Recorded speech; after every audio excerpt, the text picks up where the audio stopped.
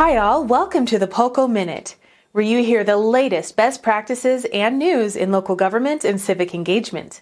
I'm Angelica Waddell with this week's headlines. Our first article today comes from Corey Porras-Plash, Vice President of Customer Success here at Polco. Plash says that it has never been more important for local government leaders to empower underrepresented voices.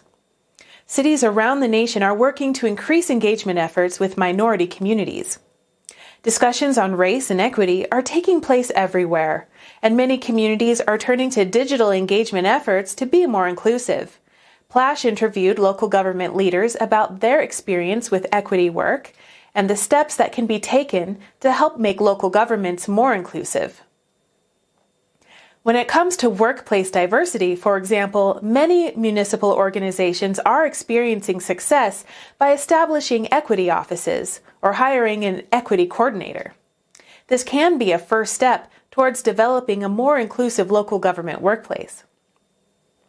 Shantae Mitchell is the Program Director for Engaging Local Government Leaders, or ELGL.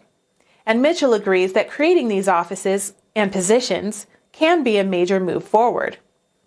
But she also insists that for equity and inclusion to successfully thrive in any city, local governments must adopt and support these values throughout the organization.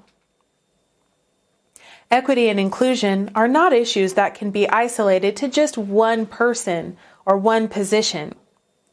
She encourages local government leaders to break down those communication silos and to think about what equity looks like in each department. And Mitchell acknowledges how difficult conversations about race and equity can be. But the best thing to do is to confront that discomfort and encourage dialogue. Tamika Isaac Devine serves the city of Columbia, South Carolina.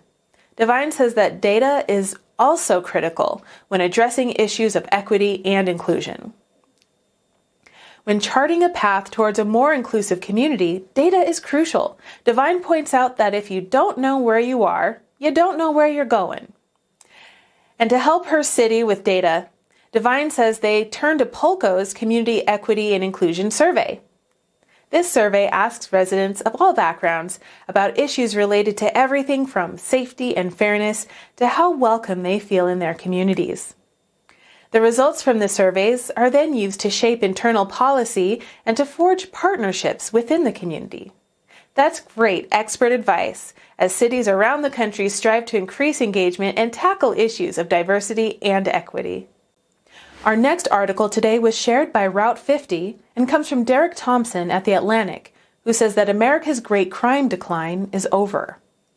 According to Thompson, even before the recent mass shootings, violent crime was already surging to its highest rate in 30 years. Gun deaths reached their highest point in U.S. history during the pandemic last year. And this year has already been witness to numerous mass shootings, leading many to believe that this year's statistics might climb even higher. But according to Thompson, the reasons for rising or falling crime rates can be complicated. To assist his research on this topic, Thompson turned to Patrick Sharkey. Sharkey is a sociologist at Princeton University who embraces complexity and uncertainty. He says that while the 90s may have brought a steady decline in violence, that time is now over. Since 2014, there has been a gradual increase in violence, with last year proving to be the most terrible nationwide. But Sharkey points out that it remains to be seen just how anomalous that year was. The destabilization of social life caused by the pandemic could be the direct cause of the surge in violence, and it may be temporary. But Sharkey says that violence has always been concentrated in a small number of communities, and the current increase in crime is showing the same patterns. He says that the most increase in violence is highly concentrated in neighborhoods that are segregated with high rates of poverty. These are neighborhoods that are more vulnerable to violence due to generations of disinvestment. Their public spaces are not maintained, their schools are underfunded, and they are lacking functioning community centers and after-school programs. And while Sharkey acknowledges the past year's increasing violence against Asian Americans, he says that young people of color in general still make up the majority of victims. Sharkey believes that police do need to play a role in creating a new model for communities dealing with gun violence.